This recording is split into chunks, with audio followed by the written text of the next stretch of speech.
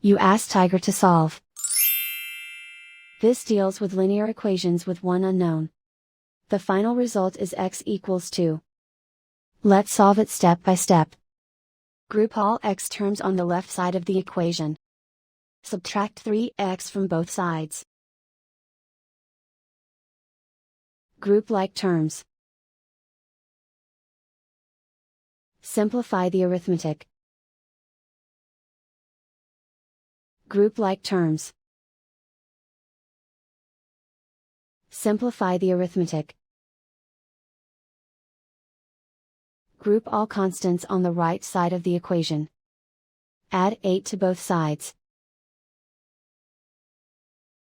Simplify the arithmetic.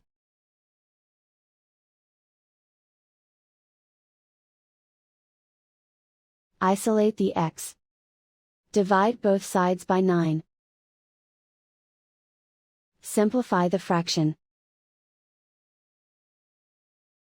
Find the greatest common factor of the numerator and denominator.